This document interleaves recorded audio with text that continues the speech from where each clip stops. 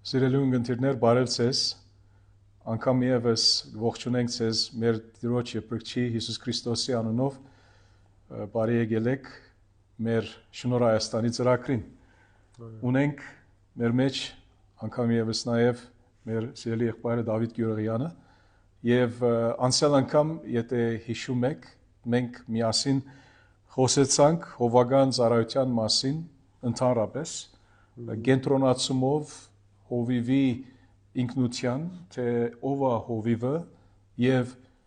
ինչա նրա գլխավոր ծառայությունը եւ Դավջան մենք ասեցինք, որ համաձայն էինք, որ հովվական ծառայության գլխավոր բաժինը սա է, որ հովիվը պետք է սնուցանի Աստծո հոդը, Աստծո խոսքի բացատրական կառուցության այդ մոտեցմամբ։ Հիմա այսօր միասին կխոսենք հովվական գոչումի վրայով։ Ինչ է հովվական գոչումը։ Ինչ ասել է Դավջան, որ Աստված մարդկանց, դղամարդկանց կանչում է իբր հովիվ, իբր երես, նրա գործի մեջ ծառայելու համար։ Ուրեմն նախ եւ առաջ սահման է, ինչ է հովվական գոչումը կամ կանչը եւ երբ սա կարող է բադահել եւ նրանից հետո խոսենք թե ներքին այդ գոչը ոնց մեկը կարող է իմանալ եւ օրսկալ ասում ենք ոնց կարող է իմանալ Տիրոջից որ ճշմարտաբես սա Աստծո գոչն է եւ ոչ թե բարձրապես մարդկային զգացմունքից ասենք ուղված մի ցանկությունը եւ թե ներքին եւ թե արտաքին տարը արտաքին դառնալ խոսենք որ ինչ է արտաքին տարը երբ որ գոչում ասում ենք ոնց արտաքնորեն մենք կարող ենք իմանալ որ մենք կանչված ենք հովվական ծառայության եւ իմիջիալոց եւ որ ցանկանում ես ուզում եմ լսեմ քո վկայությունը, որ Տերը քեզ ինչպես հովվական ծառայության մեջ կանչած է, եւ կարող է որ մի քանի խոսքալ ես ասեմ իմ նկատմամբ, բայց մեր այս ժամը սրա դրամատրենք եւ այս թեմաների վրայով եւ Տերը խոսենք եւ ինչ որ Տերը քեզ առաջնորդում է եղբայրս, որ ավելացնես եւ ասես մեզ։ Այո։ Շատ լավ, շնորհակալություն Փառք Աստծո, էլի հնարավորությունն ենք շարունակելու ուսումնասիրելու Թեմայի հետ կապված սահմանենք կոչումը կամ կանչը, հա, ինչ է։ Կանչը դա Աստծո կանչն է ծառայության, որը որ արտահայտում է եւ ներքին համոզմամբ մարդու, տղամարդու, ինչպես ասացի, դրա մասին հետո մենք կխոսենք, թե ինչու տղամարդու հովվական ծառայության, որը հաստատվում է ներքին ցանկությամբ, իր արտաքին կյանքով կամ իր որակներով, բնավորության եւ նաեւ համայնքի հաստատությամբ։ Իսկն եթե սա արտաքինը, այո, համայնքի հաստատությամբ, այո, ես կարծես 3 կետ կկարևորեմ այստեղ, մեկը իր ներքին ցանկությունը, երկրորդ իր համապատասխանությունը, իր բնավորության, իր որակները, իր ինչպիսին լինելը, ինչպես Սուրբ Գիրքն է ասում, ինչպիսին պետք է լինի երեցը, եւ նաեւ համայնքի հաստատումը, որ իրենք տեսնում են, որ Աստծո կանչը, Աստծո շնորհը այս իմաստով ծառայության համար այս մարդու վրա կա։ Եվ այս 3-ը միասին ես կսահմանեմ որպես Աստծո կանչ ծառայության համար։ Իհարկե, խոսում ենք կանչ ծառայության, ոչ թե կանչ դարձի կամ ապաշխարության համար։ Երբ կա ներքին ցանկություն Աստծո գործն անելու, երբ կա արտաքին իր կամ ներքին բնավորության որակների համապատասխանություն եւ երբ կա համայնքի հաստատումը։ Շատ լավ, այո։ Ուրեմն հովիվը վերադառնալով այդ առաջին բաժինին հովիվը առաջ որ հովիվ լինի, իհարկե պետք է որ ապաշխարած անց լինի։ Նրա գլխավոր որակավորումը ասենք, այստեղից սկսում է, որ եթե մեկը Տիրոջ զավակ չէ, չի կարող հովիվ լինել։ Հիմա մենք պիտի չանդրադառնանք այդ իրադարձություններին, այդ իրողությանը, ավելի ճիշտ ասած, որ այսօր տակավին կա այդ ազատամիտ քրիստոնեական հասկացողության համաձայն, որ Մեկը կարող է գնալ հոգևոր դպրոցը, լա ճեմարանը կամ սեմինարիամի այնտեղ ուսանի եւ կարևոր չէ թե վերստին ծնածը կամ ոչ, այսինքն կարևոր չէ թե ազոզավակի կամ ոչ եւ ազո կորձանի։ Դժբախտաբար կա այդ հասկացողությունը, բայց մենք գիտենք, որ սա սուբկրային հասկացողություն չէ։ Հիմա Դավիթ եղբայրս խնդրում եմ ասա ազո խոսքից այդ ցանկության մասին, այդ 3 բաժինից առաջինը, այդ ցանկության մասին, որ ասեցիր։ Հիմա ես չեմ ասում Դագավին քեզ, որ դու ոնց այդ ցանկությունը զգացիր, ուզեցար, բայց կարող ես այդ ցանկության վրայով, որ չլինի, որ մեր լսարանը կարծե, որ այդ ցանկությունը բարձրապես մարդկային ցանկություն է, սուրբ գրքի համաձայն։ Կարող ես հիմնել քո այդ ասածդ։ Այո։ Դրա մասին մենք կարդում ենք Պողոս Առաքյալի առաջին թուղթը Տիմոթեոսին ուղղված 3-րդ գլուխ առաջին համարում, որտեղ որ Առաքյալը գրում է այսպես. Ճշմարիտ է այս խոսքը, որ եթե մեկը ցանկանում է երեցի պաշտոն ունենալ, բարի գործի է ձգտում։ Այստեղ Պողոս Առաքյալը եւ ցանկանալ եւ ձգտել երկու բառ է օգտագործում, որը որ ցույց է տալիս մարդու ներաշխարհը։ Իսկ ցանկություն, որը որ անտեսանելի մի բան է մեզ համար, բայց ում որ վերաբերվում է իր համար, դա սուբյեկտիվ փաստ է, կարող ասել։ Եվ ասում է, թե այս ցանկությունը ինչին պետք է ուղղված լինի։ Ճշմարիտ է այս խոսքը, որ եթե մեկը ցանկանում է երեցի պաշտոն ունենալ, այսինքն երեցի գործառույթները իմացող մարդը բնականաբար կհասկանա, թե ինչ պետք է ինքը անի եւ իր ձգտումները ինչին պետք է ուղղված լինեն։ Տարբերելու համար այդ ձգտումը Աստծուց է, թե ոչ, մեզ կօգնի հաջորդ քայլը։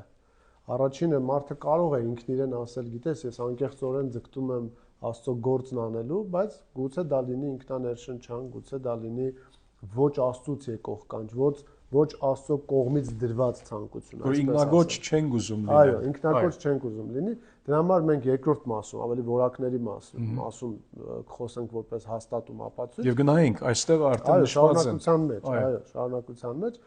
պարզապես երբ խոսենք առաջին մասի, սուբյեկտիվ մարդու վկայության մասին, ինքը պետք է, ինչպես ասացիր, ամենաառաջին պետք է նախ ապաշխարած վերստին ծնված բնականաբար մեկը լինի։ Մենք խոսում ենք այդ փուլից սկսած։ Այո, դեռ պետք է սրբության կյանքի մեջ լինի, ազո խոսքի մեջ լինի, աղոթքի մարդ լինի, այդ բոլորը այնտեղ են։ Այո, պարզապես գուցե մեկը լսի, մտածի, մենք նկատի ունենք միանգամից դարձի եկավ եւ երեցությանը։ Մենք դա նկատի չունենք։ Այսինքն Աստված համապատասխան հասունացման գործընթաց կատարեց այս մարդու կյանքում եւ հասցրեց ինչ-որ մի կետի հոգեվոր հասունության, որտեղ որ մարդը տեսնում է, որ ինքը ունի ցանկություն երեց լինելու, Աստծո գործն անելու։ Ճիշտ է, այստեղ մարդը կարող է մտածել, բայց կարող է դա խոնարհություն չէ, որ ես ասեմ, օրինակ ես երեցության եմ ձգտում։ Բայց լավ է այդպեսի մտածելը։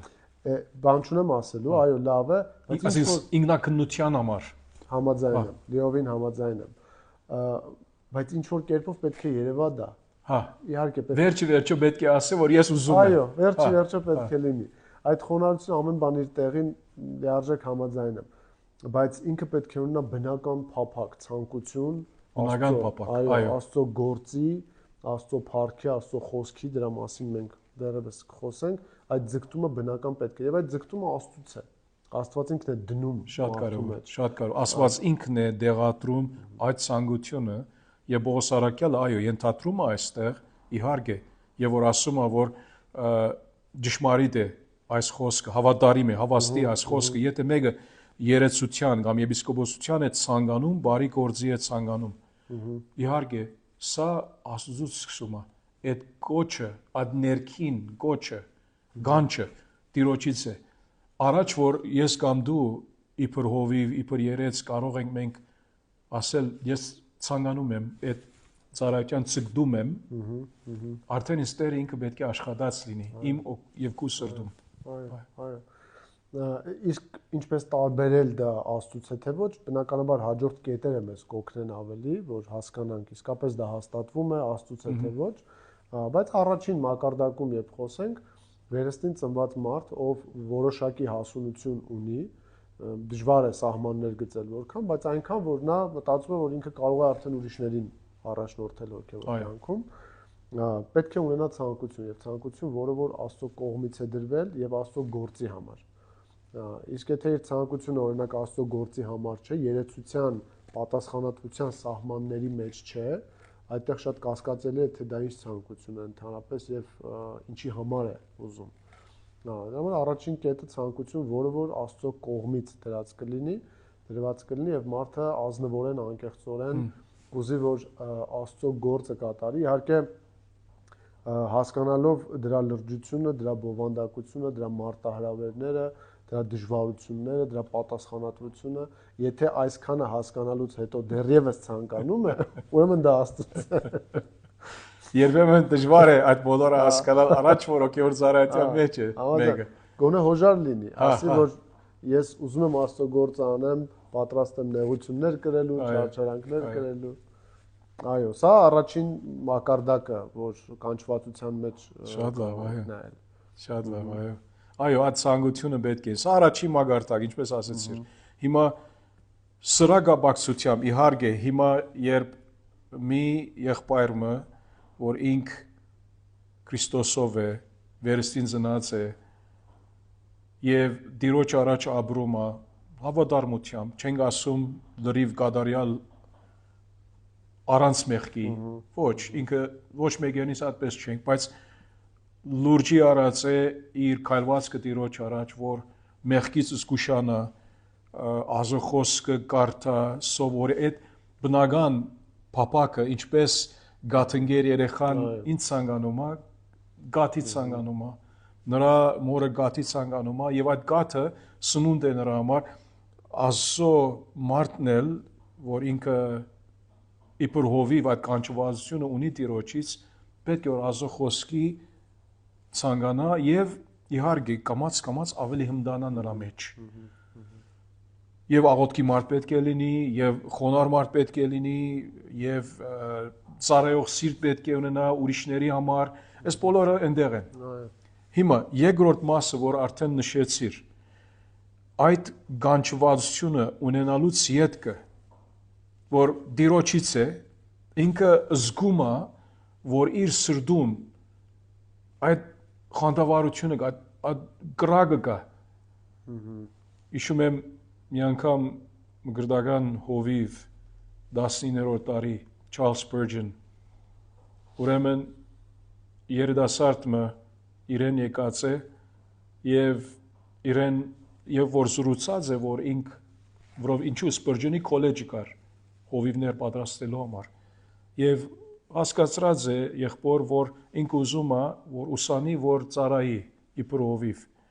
բայց եղբայրը Աստծո տված իմաստության համաձայն հիմա լման դետալները չեմ հիշում պատմության բայց հիշում եմ այսպես պատասխանեց այդ երիտասարդի որովհետեւ զգաց որ նրա հասկացողության մեջ թերի բան կա հովական ծառայության առնչությամբ նրա այսպես ասեց եթե կարող ես ուրիշ ոյ մի բան անել, որ դու քեզ ապրեցնես, արա։ Բայց եթե ոչ, ասեց, քո մեջը այդ ոնց որ գրագը կա, որ դու չես կարող պատկերացնել ուրիշ ոյ մի բան անել, եւ սա է քեզ համար, եւ եթե այդ չանես, կարծես թե ոնց որ ձգի նման ես ջրից դուրսը Սա քեզ համար է, ասենք հովական ծառայությունը, ուսումը քեզ համար է։ So այդ բամությունը հիշում եմ եւ այո, մեզ ամեն մեկերն ուսալ, հիմա մի քիչ հետ որ վկայություն տաս Դավիթ եղբայրս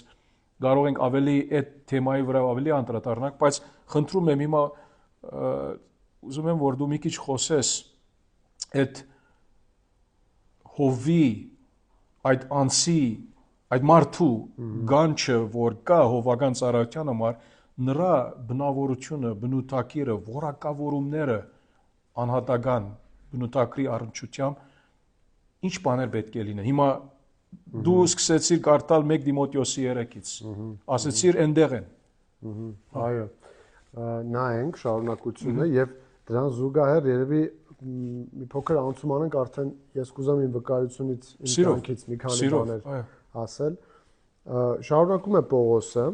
Առաջին համարում ասում է, որ լավ բանի է ձգտում, բարի գործի է ձգտում, եթե ունի այդ ցանկությունը, բայց երեցը պետք է լինի անարատ։ Անարատ ինչ ասել է։ Անարատը սա անթերի։ Անմեղ այսինքն։ Չէ, իհարկե չէ։ Որովհետև եթե չափանիշը լիներ, այդ միակը Հիսուսն է, որպես հովիվ, այո, որպես հովիվ, որ անթերի է։ Անարատությունը այստեղ ինքը հաջորդ մտքերով սկսում է բացատրել, արդեն ավելի ինչ է նշանակում, բայց ինչպես ասացիր, կարող ենք ասել դա անմեղության կամ անթերիության մասին չէ, կատարյալ լինելու մասին չէ։ Երեցը պետք է լինի անարատ, մեկ կնոջ այր, զգաստ, խոհեմ, պարկեշտ, հյուրասեր, սովորեցնելու ունակ, որ մեր նախորդ մասի մեջ մենք խոսեցինք ավելի, ոչ գինեսեր, ոչ բռնացող, ոչ ագահ, դրամասեր, այլ համբերատար, ոչ կռվազան, ոչ նախանձ, մեկը, որ իր տունը լավ է կառավարում, իր զավակներին կատարյալ հնազանդության եւ պարկեշտության մեջ։ Քանի որ եթե մեկը չի կարողանում իր տունը կառավարել, ինչպես կարող է Աստծո եկեղեցուն խնամք տանել։ Նորահավատ չլինի, որպեսզի գոռոզանալով նույն դատապարտության մեջ չընկնի ինչ որ սատանան, այլ նա պետք է նաև դրսիններից բարի վկայություն ունենա, որպեսզի չլինի թե ընկնի նախատինքի տակ եւ սատանայի որոգայթի մեջ։ Պողոս առաքյալը երբ սկզբում գովում է ցանկությունը, լավ է, բարի բանի է ձգտում, հաջորդիվ ասում է, բայց պետք է քո ինչպիսին լինելը, քո անձնական որակները համապատասխանեն այս չափանիշներին, որովհետեւ այն գործը, որին որ դու ստանձնելու ես Տիմոթեոս, այնտեղ կան մարտահրավերներ եւ դու պետք է այդ կարիքներին համապատասխան լինես։ Եթե դու չլինես այս չափանիշներին համապատասխան մեկը, ուրեմն կասկածի տակ կդրվի նաև քո ցանկությունը։ Այո։ Ինչու՞, որովհետև եթե Աստված մեկին կանչում է ծառայության, ինքը գիտի ում է կանչում, նրա եւ ով եւ ինչպիսին լինել է, նրա հոգեվոր վիճակը, նրա սրբագործման աստիճանը, նրա հմտություններն ու կարողությունները, նրա բնավորությունն ու որակները, ամեն բան Տերը գիտի։ Օրինակ ինչպես Սավուղի պարագայում, որը Պողոս առաքյալ, Սողոսի պարագայում, որը հետո Պողոս առաքյալ դարձավ, Գործք առաքելոցում Անանյան երբ որ ասում է Տեր, բայց ախր նա մեզ այսքան հալածել է Քրիստոսին, Տերն ասում է իրեն, ես ընտրել եմ նրան ու թվարկում է 3 խմբի ծառայելու համար։ Եվ երբ որ այդ 3 խմբերը եւ Պողոսի կարողությունները մենք նայում ենք, տեսնում ենք, որ լիարժեք համապատասխան էր այդ խմբերին ծառայելու համար եւ նրա կրթությունը եւ նրա քաղաքացիությունը եւ նրա որակները ինչպիսին են։ Այսինքն մենք տեսնում ենք այստեղ, որ պահանջին պետք է համապատասխան լինի։ Եվ սա կարծես երկրորդը ապացուցում է առաջինին, երկրորդը լրացնում է առաջինին, եւ դեռևս ունենք երրորդ փուլ խոսենք նաեւ ժողովրդի մասին, համայնքի մասին, բայց այստեղ Պողոս առաքյալը ներկայացնում է ցանկ, որ ոչ թե նկատի ունի այդ թվարկվածներում դու անթերի պետք է լինես, այդ բոլորը պետք է կատարելապես դրսևորված լինեն քո մեջ, ոչ այլ դրանք պետք է լինեն քո կյանքում եւ գնալով ավելի զարգանան, որ դու արտաքուստ անմեղադրելի լինես, որ կարողանաս, այո, որ դու կարողանաս մարդկանց լինել ավելի մոտ օրինակ Հիսուսին, քան իրենք են, որ Պողոսի նման վերջը պատասխանատու հայտարարությունը չէ, նմանվեք ինձ ինչպես ես Քրիստոսին։ Երբեմն հովիվներն ասում են, մենակ Հիսուսին պետք է նայել, այո, ամեն, Հիսուսին պետք է նայել, բայց հովիվը եւ դասախոսներից մեկը մի անգամ ասաց, իրենցից մի փոքր ավելի մոտ օրինակ է Հիսուսին։ Չէ՞ որ դու վերջո քո կյանքով, քո վարքով, ինչպես Տիմոթեոսին ասում, սիրով, հավատով, մաքրությամբ պետք է օրինակ լինես։ Իհարկե սա նորից անթերիության եւ կատարելության ու անմեղության մասին չի, բայց օրինակ լինելու մասին է, որ այս որակները պետք է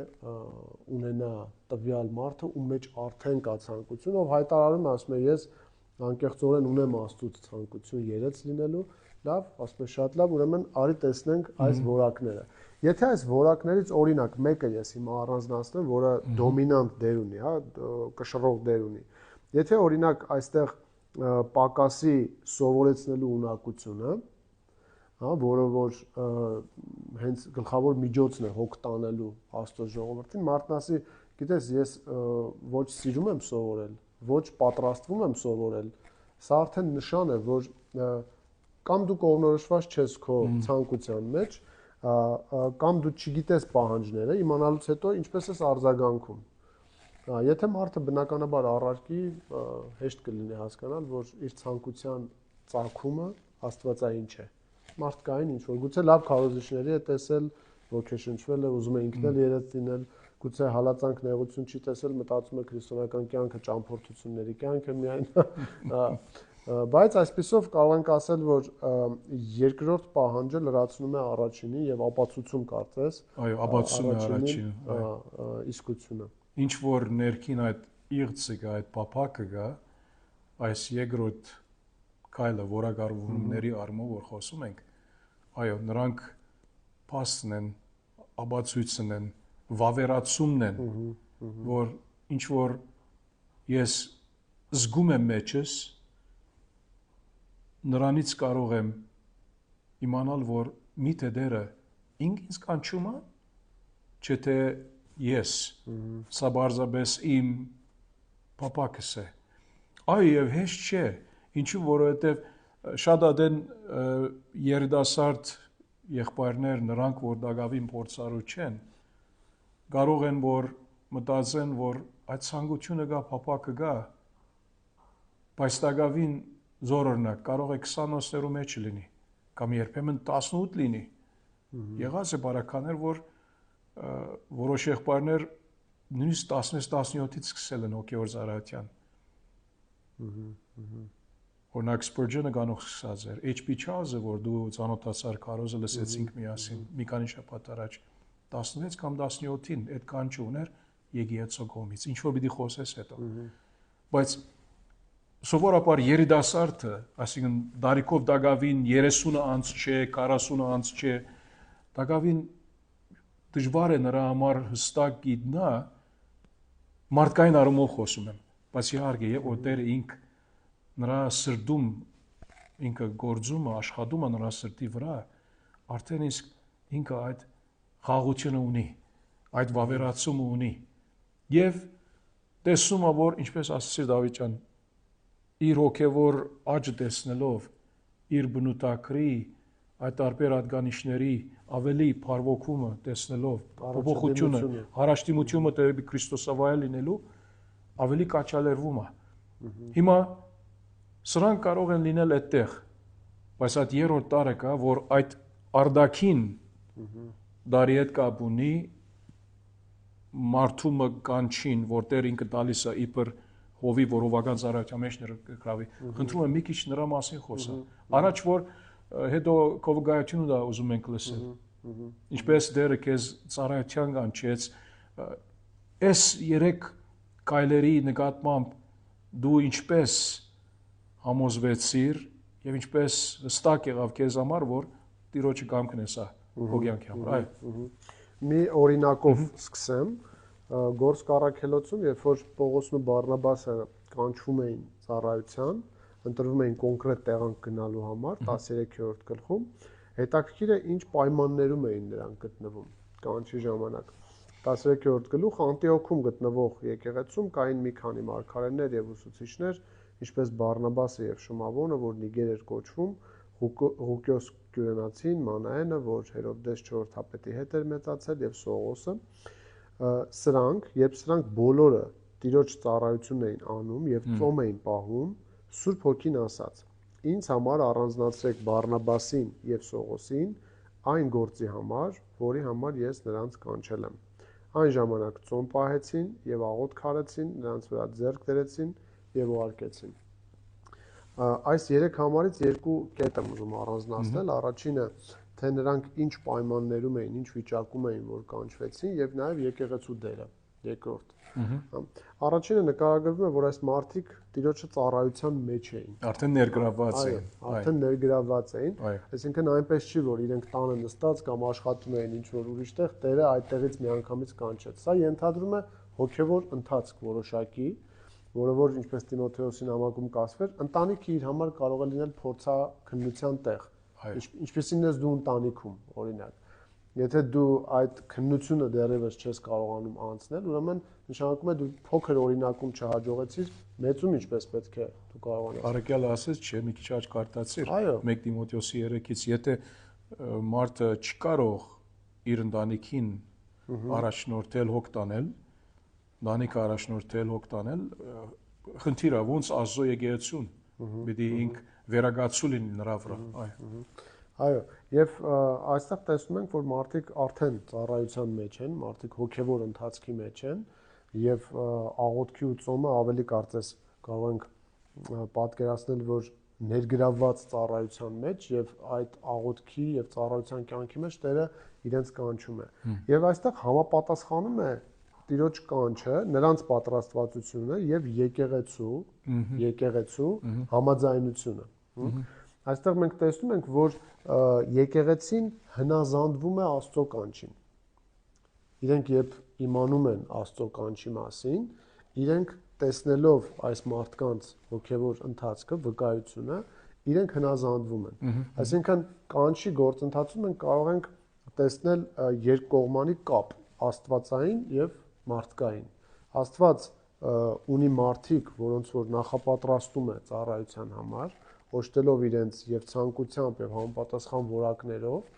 իր համար ունենալով տեղանքներ խմբեր, որտեղ որ իրենք պետք է ծառայեն, եւ այնուհետեւ իրենց հոգեվոր կյանքի որևէ փուլում, ծառայության մեջ կամ հոգեվոր կյանքի որևէ փուլում կանչում է եկեղեցու միջոցով։ Եվ այս կապը անխզելի է, որովհետեւ երրորդն էլ ապացուցում է երկրորդին,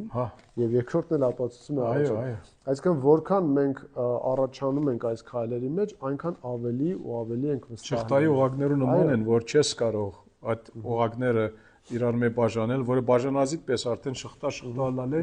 տադարում է։ Այո, դրա համար կարող ենք ոնց երրորդ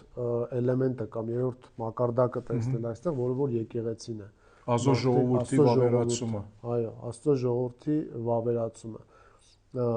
Սա նաև համապատասխանում է որակներից մեկին, որ ինքը դրսից նկատի չունեմ միայն եկեղեցու, այլ ընդհանրապես իր հանրային կյանքի,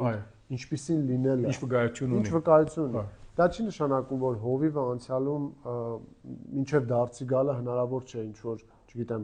մեղքի մեջ ընկած լինի։ Սրա մասին չի, բայց ընդհանուր առմամբ մարդը ինչ վկայություն ունի։ Օրինակ, եթե հարցնեն, ասեն, այս մարդը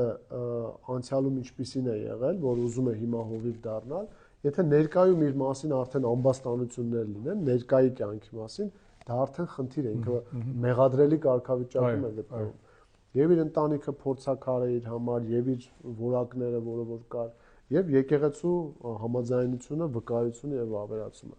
Այստեղ եկեղեցու գործառույթն էլ ես նորից երկու մասի կբաժանեմ, առաջին եկեղեցին հնազանդվում է Տիրոջ կանչին, եւ երկրորդին իր կողմից կարծես վկայություն եւ համաձայնություն տա այն մարդկանց մասին, ովքեր որ կանչվում են ծառայության։ Շատ լավ ասիր Դավթ ջան, այո, շնորհակալ եմ։ Հիմա մի հարց միտքս եկավ։ Եկեղեցին,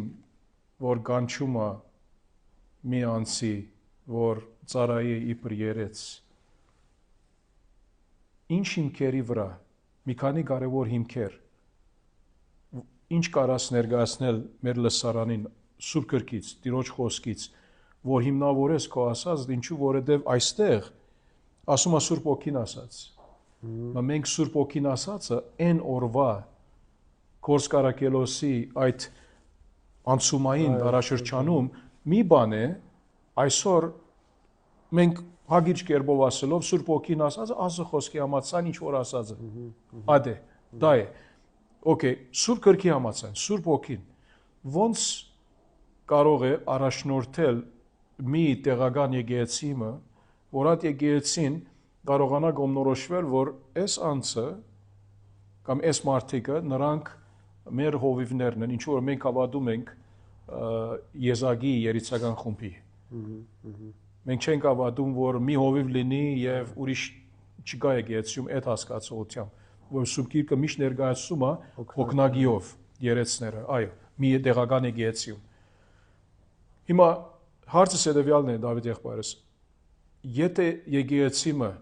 ցանկանում է, որ մեկի կանչե,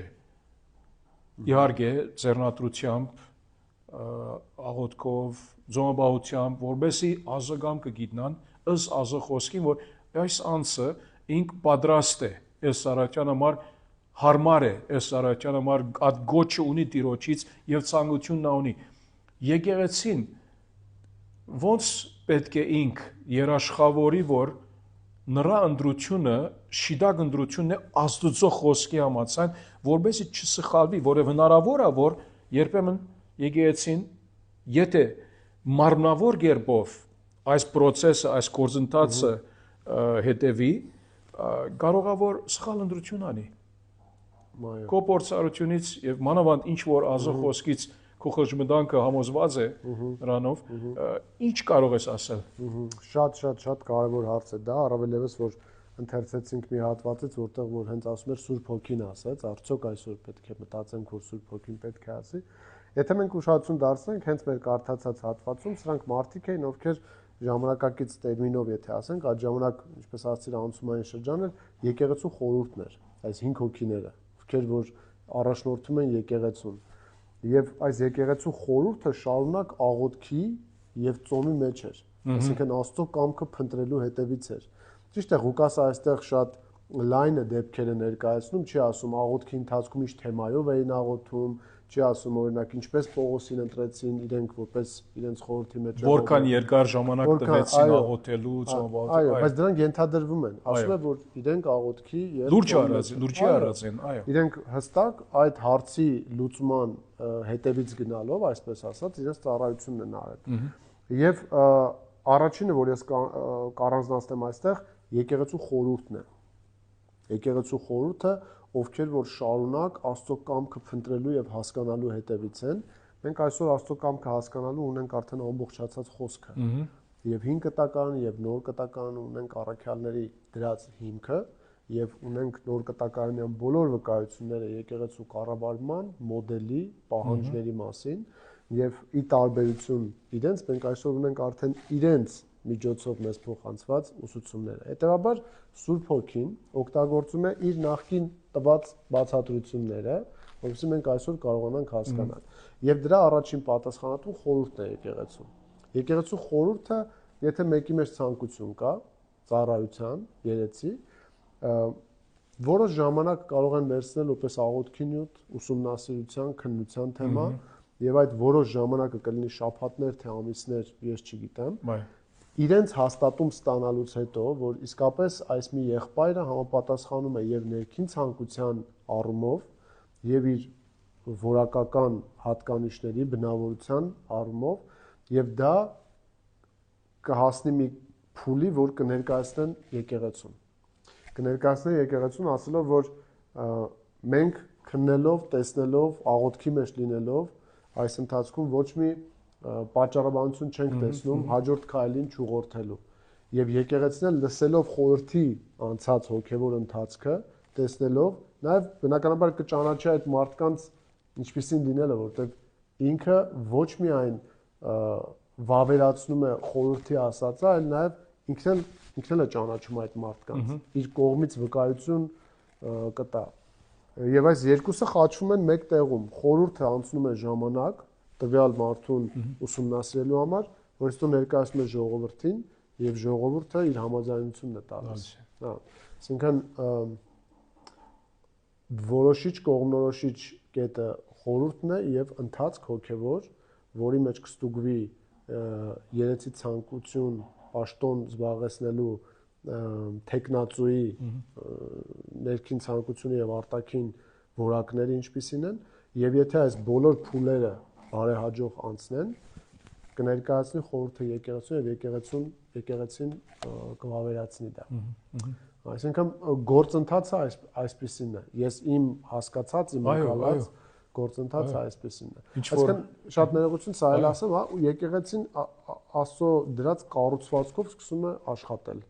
Առաջնորդական կազմը երեցներ որպես Աստծո օրհնություն ունենա եկեղեցին։ Եթե Աստծո կառուցվածքի համաձայն չանի, ոնց կարող ես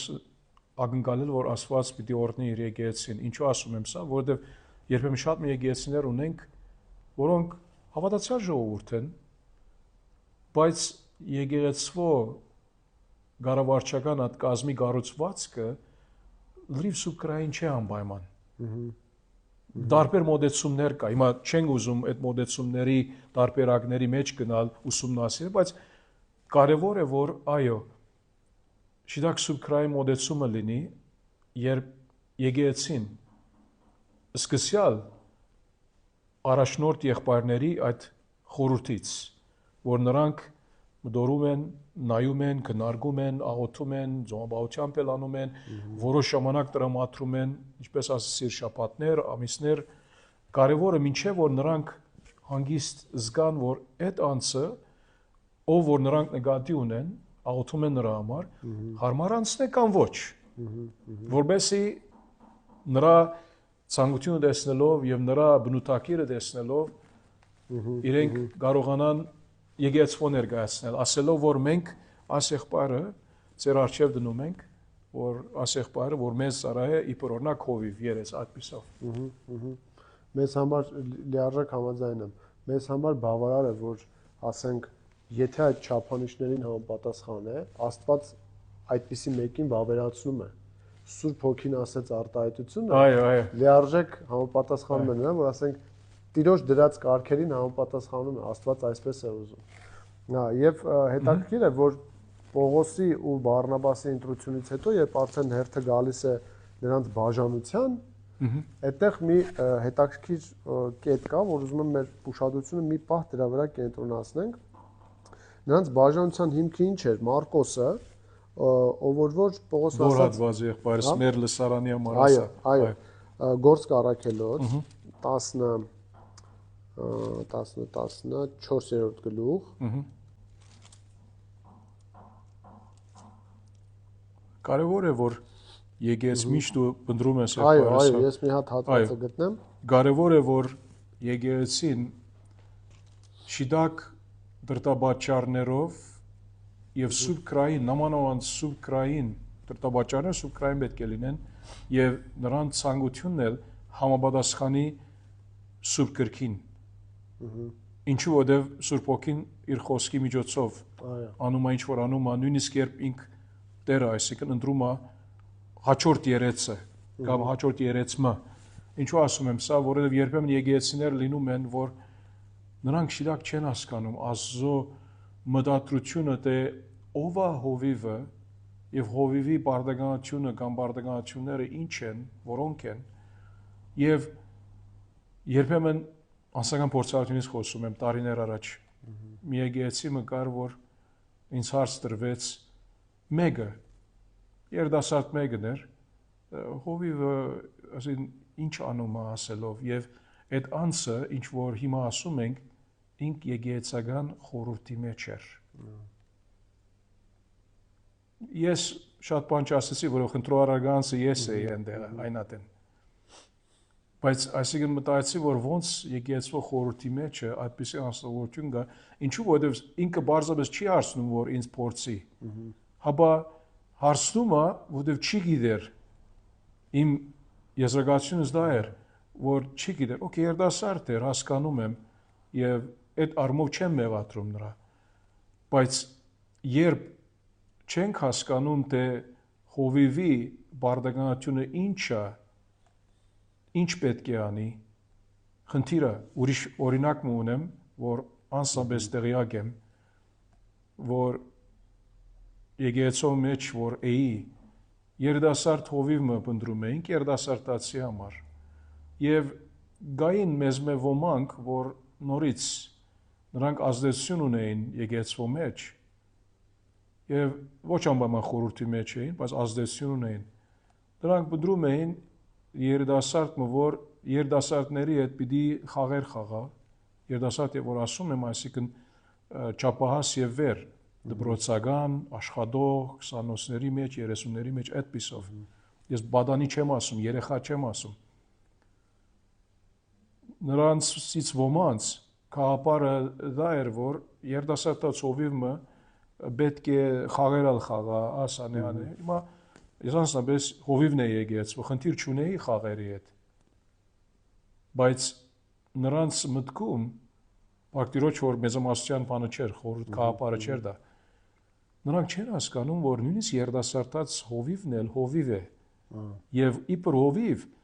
այդ բնութագրի հատկությունները, որ գարտացիր 1 Դիմոթեոս 3-ից, ինք պետք է ունենա այդ բաները։ Քիչով կամ շատով այնտեղը պետք է դեսանելի լինեն։ Եվ մեկը որ ազոխոսքի հմուտ պետք է լա, քիչով կամ շատով։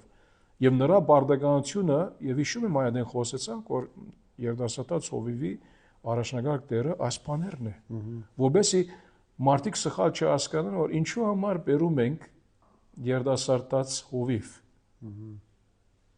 որ մեկը չկարծե, որ երիտասարդ հովիվը բարձրապես աստեղ եկած է զվարճացնելու համար մեր օրինակ բադանիներին կամ երիտասարդներին։ Նպատակը դա չէ։ Գդար գոհատված։ Այո, 15-րդ գլուխ գործ կառաքելոց 36-րդ համարից սկսած։ Եվ մի քանի օր հետո Պողոսն ասաց Բարնաբասին. «Եկ նորից գնանք եւ այցելենք մեր եղբայրներին բոլոր այն քաղաքներում, որոնցում Տիրոջ խոսքն էին քարոզել, տեսնենք թե ինչպես են նրանք»։ Եվ Բարնաբասը մտադրվել էր Մարկոս կոչվող Հովանեսին նույնպես տանել, սակայն Պողոսը ճիշտ չէր համարում նրան իրենց հետ վերցնելը,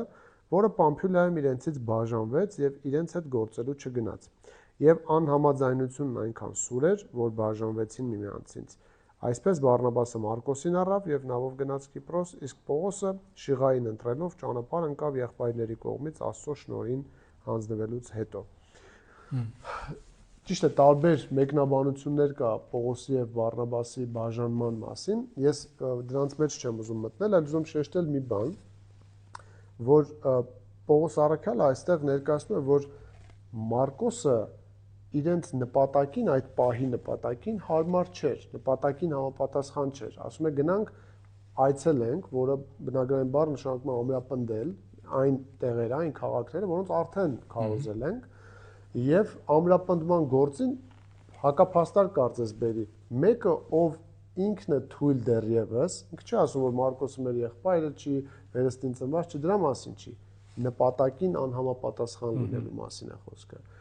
Ասում է, որ հարմար չտեսավ, այսինքն Պողոս առաքյալը կարևորում էր նպատակին համապատասխանությունը։ Եվ երբ որ մենք խոսում ենք որակների մասին, մենք խոսում ենք նպատակին համապատասխանության մասին։ Չէ՞ որ եթե ես եւ դու ինչ-որ մի մասնագետի ենք ուզում դիմենք, մենք ուզում ենք լինի մեկով կլուծի մեր հարցը։ Հիմա եթե մենք գնում ենք եկեղեցիներ ամրապնդելու, ինչպես տանենք մեկին, ով ինքը ամրապնդման կարիք ունի այդ պահին։ Եւ շատ հետաքրքիր է, որ դրանից անմիջապես հետո Տիմոթեոսն է ընտրվում։ Տիմոթեոսն է ընտրվում, ով որ երկու եկեղեցուց վկայություն ուներ, թե ինչպիսի որակներով պետք է ընտրել, ինչ չափանիշներով պետք է ընտրել ծառայող։ Եվ տեսնենք, այսինքն այս նույն տրամաբանությունը մենք Սուրբ Գրքի ուսուցման մեջ տեսնում ենք եկեղեցու կառուցվածքը, հովի ինչպիսին լինել է, նրա ներքին կանչվածությունը, նրա արտաքին որակները, եկեղեցու դերը եւ սրանց իրար հետ համագործակցելը եւ ամենակարևորը, որ վերջում երբ որ այս բոլոր էլեմենտները ճիշտ են, օրհնություն է լինում նրա ծառայությունը։ Այո, լավ բան ասել Դավ ջան, այո, որ մեգումը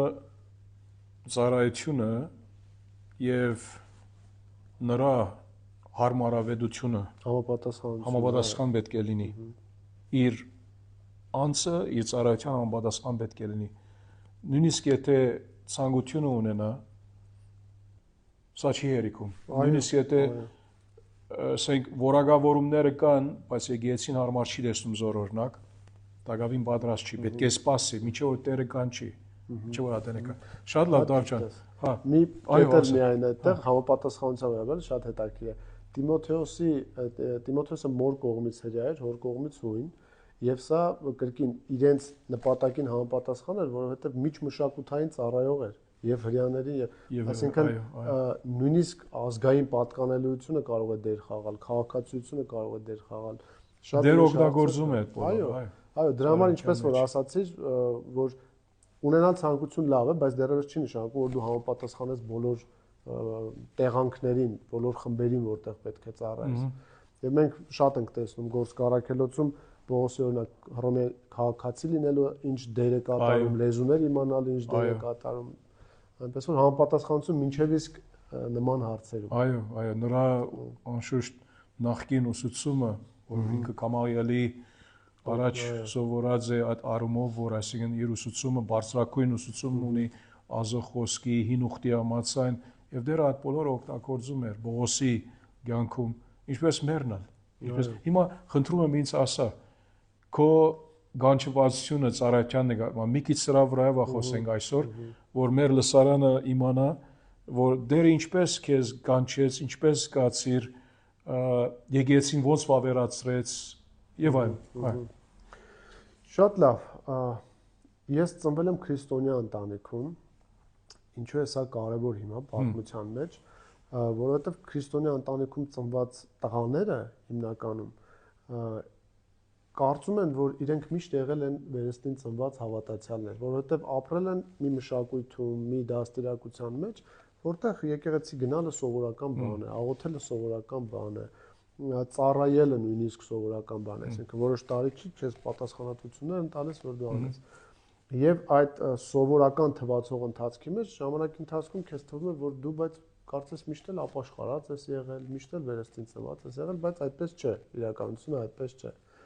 Իմ կյանքում այսպես եղավ, այդ սովորական թվացող ընթացքի մեջ մի կտրուկ ցանկություն դրվեց իմ մեջ դեպի Աստծո խոսքը եւ մարդկանց կորսվող հոգիները, այսպես ասենք։ Եվ դա այնքան նոր ցանկություն էր, որ շատ հեշտ ես կարողացա տարբերել իմ նախկինում ունեցած ցանկություններից։ Եվ այս ցանկությանը սկսեցի ավելի ուշադրություն դարձնել։ Իհարկե, ես ժամանակագրությունը մանրամասն չեմ պատմում, բայց դա մի սկիզբ էր, որը մի քանի տարվա գործընթաց առաջացրեց, սկսեց այդ ցանկությունը իմ մեջ այնքան մեծանալ խոսքի եւ ժողովրդի նկատմամբ, որ ես տրվել էի ինքնուսուցման։ Ես ամեն օր կարդում, անհագ, անկուշտ ցանկությամբ կարդում, սովորում եւ տարիների ընթացքում Աստված սկսում էր ընդլայնել հնարավորությունները, որ հետո ես հասկացա քայլ առ քայլ ինձ մոտեցնում էր ծառայությանը։ Այսինքն իմ մեջ դրեց մի մեծ ցանկություն իր խոսքի նկատմամբ եւ իր ժողովրդի նկատմամբ, բայց դեռևս ես չունեի այն հասունությունը, որ ես կարողանայի ծառայել, ես դեռևս չէի հասկանում հոգեվոր մեծ դաշտի մեջ ինձ ուր է տանում, որովհետեւ ես մասնագիտությամբ երաժիշտ եմ նաեւ, սաքսոֆոնահար եմ եւ կոնսերվատորիա եմ ավարտել։ Ինչու է սա կարևոր, որովհետեւ ինձ թվում էր, որ ես ամբողջ կյանքում երաժիշտ պետք է լինեմ, դե հոգեվոր լինեմ, երաժշտությունն էլ կծառայի հոգեվորին եւ այլն, բայց Տերը ժամանակի ընթացքում հերթականությունը փոխեց։ Դու առաջինը պետք է լինես հովական ծառայության մեջ, երաժշտությունը կծառայի դրան ապագայում։ Բայց դա գործընթաց էր, ես միանգամից դա չհասկացա։ Եվ տարիների ընթացքում Տերը աստիճանաբար սկսում էր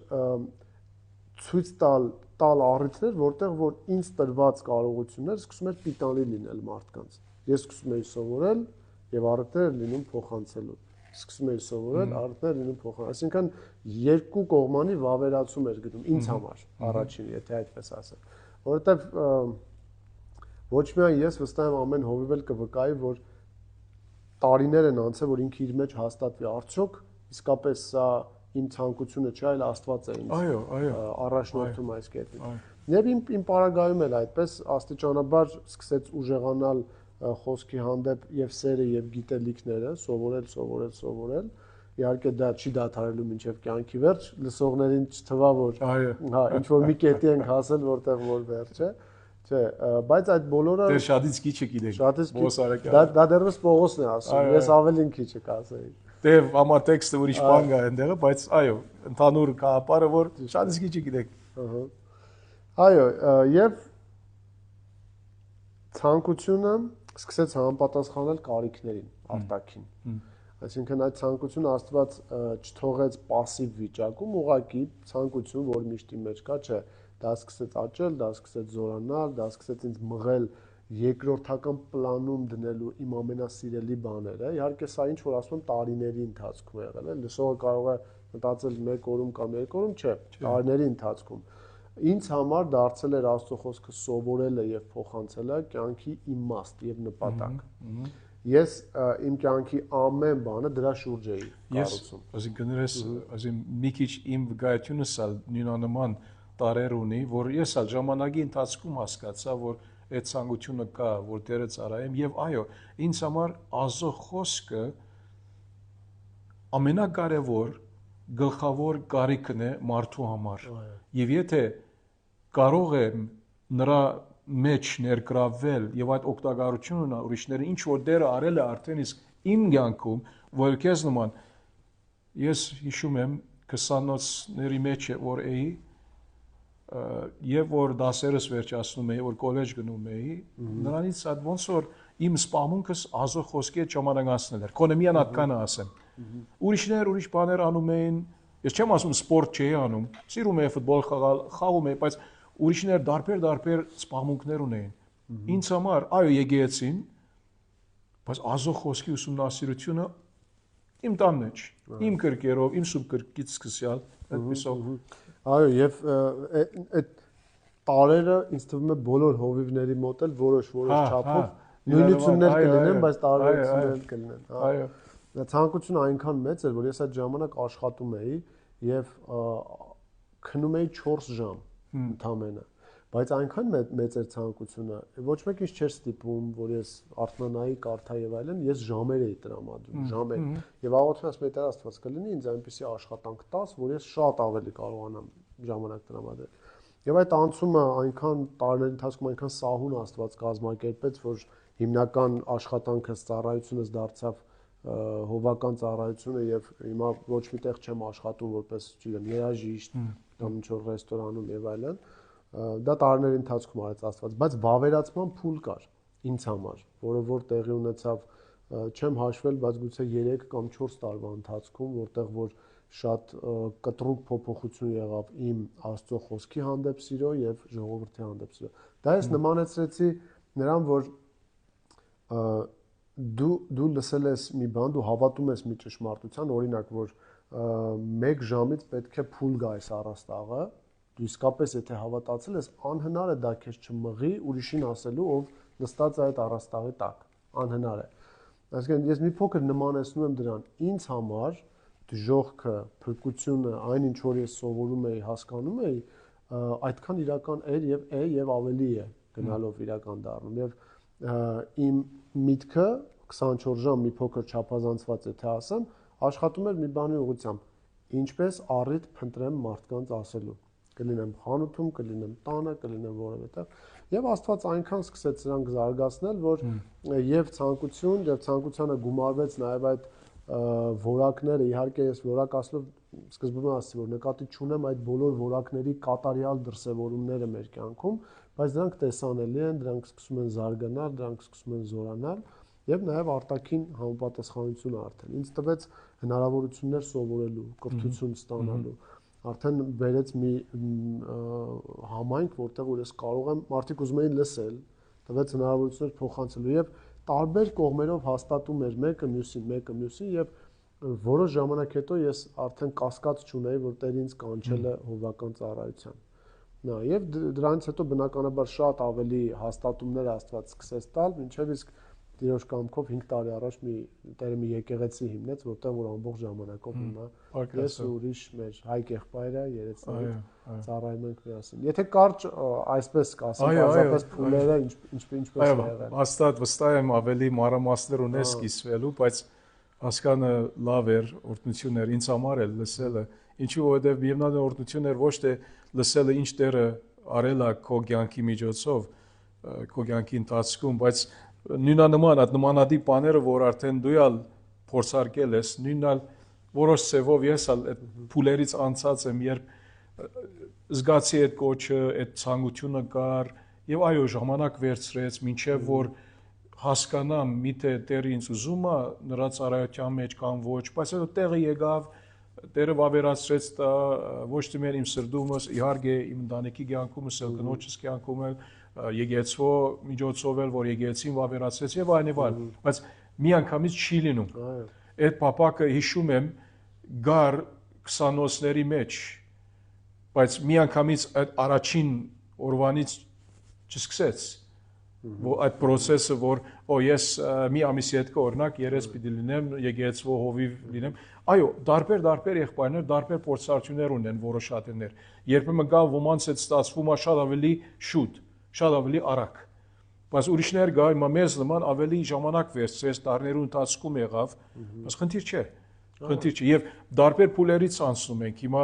սովորաբար երդասարտացից սկսում ես հետո կարող է որ իբր սարգավակ ծառայում ես կամ այդպիսի սարգավակի ծառայությունների մեջ ներգրավում ես տարբեր ծառայական սուրբ գրքի սերտողություն առաջնորդում ես եւ այլն հիմա իմ բարակայից այդպիսի բաներ ալ կար փորձառությանս մեջ բայց բոլոր նրանք